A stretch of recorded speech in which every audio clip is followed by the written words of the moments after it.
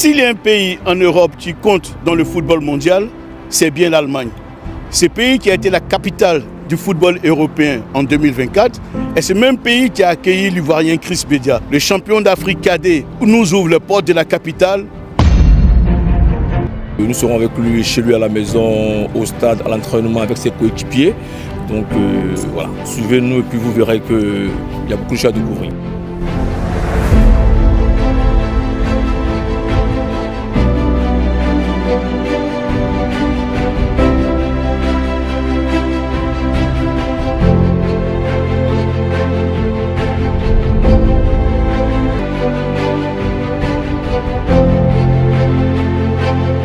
Chris, merci de nous recevoir chez toi.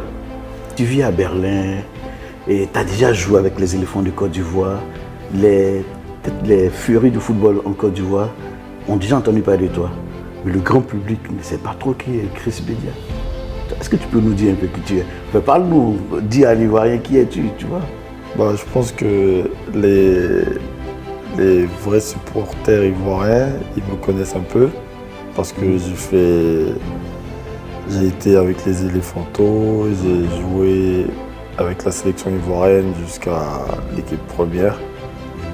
C'est juste que j'ai pas fait beaucoup de sélections et surtout j'ai pas fait des compétitions comme la CAN et la Coupe du Monde. Je suis né en Côte d'Ivoire, à Yopougon, CHU de Yopougon. Je vivais en Côte d'Ivoire et c'était un peu compliqué avec l'école. D'accord. Parce que c'était souvent, on arrêtait les cours, on continuait les cours, on arrêtait les cours, avec les trucs des gouvernements, tout ça. Ma mère, elle a tout fait pour que je vienne en Europe pour continuer mes études de base. J'étais en famille d'accueil. J'alternais la famille d'accueil le week-end et l'internat pendant la semaine. Parce que ma mère me disait, si t'as pas de bac, tu joues pas au foot. J'étais en économie sociale. Quand je venais juste d'arriver, j'étais dans un petit club du Terre-Vallière. Les gens de Nantes connaissent très bien. Et après, ensuite, j'ai été à Vertou, USSA Vertou. Et ensuite, j'ai quitté la famille d'accueil pour aller à Tours. Après Tours, vu qu'ils sont descendus en national, je suis parti à Charleroi en Belgique. D'accord. Et de Charleroi, j'ai été prêté à Troyes. Après 3, ils sont montés en Ligue 1, mais il y avait des problèmes d'argent parce qu'il fallait que... C'est pas facile, tu dois toujours jouer, quoi qu'il arrive. Si tu joues pas, tu n'existes pas. D'accord. Okay. Donc je préfère prendre le risque d'être prêté, de retourner en France parce que la Ligue 2 c'est dur. Oui.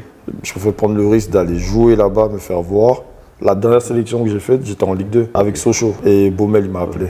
On a connu ton parcours, on a aussi parlé de ton enfance depuis Point.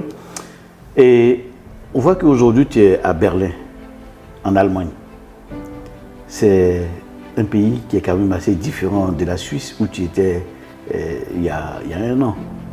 Est-ce que tu penses que tes habitudes, ça bouscule un peu tes habitudes? Est-ce que tu t'adaptes facilement?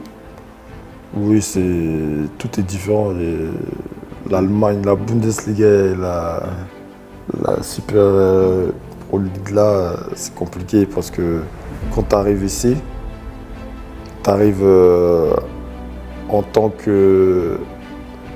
qu'attaquant qui performe. D'accord. Mais le problème, c'est qu'ici, il faut que tu t'adaptes. Parce que la plupart, au début, à l'entraînement, je me rappelle mes premiers entraînements, ils parlaient que allemand, ils expliquent que en allemand. Et c'est les autres joueurs qui traduisent en anglais. L'intensité à l'entraînement, c'est pas pareil. Mais tout change. Après la Sochaux, et Charleroi, donc tu arrives en Suisse où tu performes vraiment. Et là, on constate qu'à partir de la Suisse, quand on regarde tes stats, là tu prends une autre dimension. Et tu es donc sollicité par un club de la Bundesliga, tu es FC Union Berlin, tu arrives à Berlin. J'ai décidé de venir à Berlin parce qu'ils ont vraiment insisté pour que je vienne. Et j'ai dit ok, et en plus ils ont joué la Ligue des Champions pendant l'année, contre le Real, contre Naples, tout ça. Donc je me suis dit, passer un autre cap, je viens ici. Comment est-ce que les Ivoiriens doivent s'attendre à une surprise de ta part? Parce que pas une surprise. Ils doivent être contents de dire ah bah voilà, parce que je travaille pour ça aussi. Et ici, ils m'ont recruté pour ça. Je me rappelle la première fois qu'ils m'ont appelé Union Berlin. Ils m'ont dit t'es fort balle au pied. D'accord. Ils n'ont même pas parlé de mes premières qualités dans les duels ou tout ça. Ils m'ont dit t'es très fort balle au pied. T'es grand et t'es agile balle au pied. Donc, tu donnes rendez-vous aux Ivoiriens cette année dans la Bundesliga. Oui. On entendra parler de Chris Bedia. Oui, oui. En Europa League, ils t'attendent les gens. Et ils disent ah ben il met des buts là-bas, on va voir s'il va marquer en Europa League. Parce que c'est à un autre niveau, c'est plus dur. Il y a beaucoup plus de courses, il y a moins d'occasions. Ça veut dire le peu que tu as, faut que tu vas en sélection de toute façon pour faire mieux ou toujours être au top. Donc, Non mais pour aller en sélection, tu as besoin de performer cette année. Parce que là tu as lancé un défi aux Ivoiriens. Que cette année tu vas performer. oui, cette année je vais performer. C'est repoussé par la tête de Jimo. Caissier maintenant loin devant. Et la puissance de Chris Bedia. Chris Bedia dans la surface. Et but. La puissance de Chris Bedia. D'accord. Moi j'aime bien ton côté guerrier, ton côté fonceur et tout.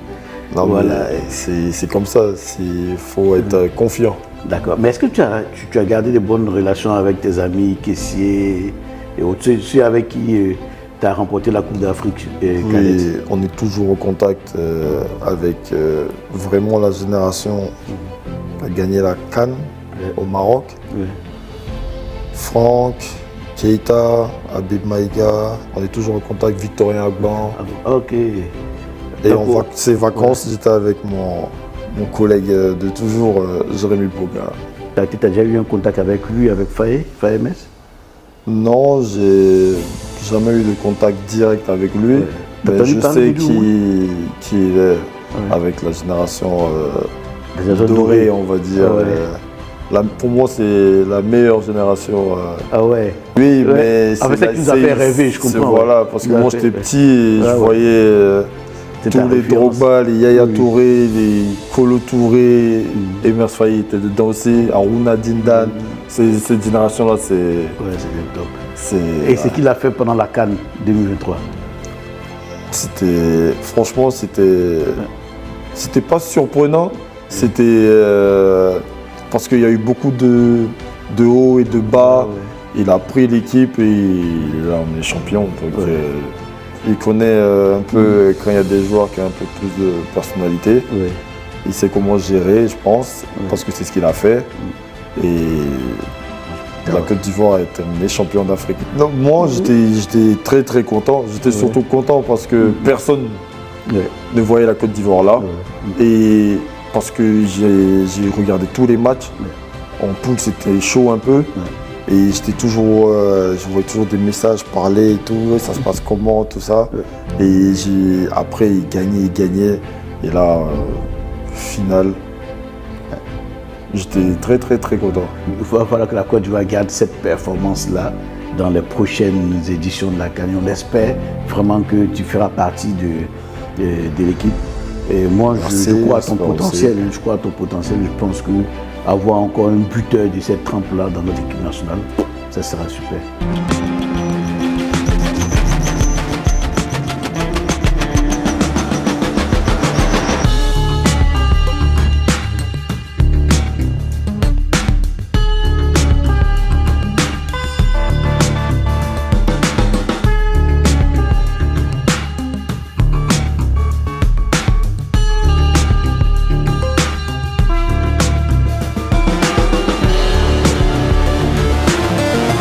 Il est bon de la tête et après je trouve qu'il a un bon sens du but, il sait bien se placer.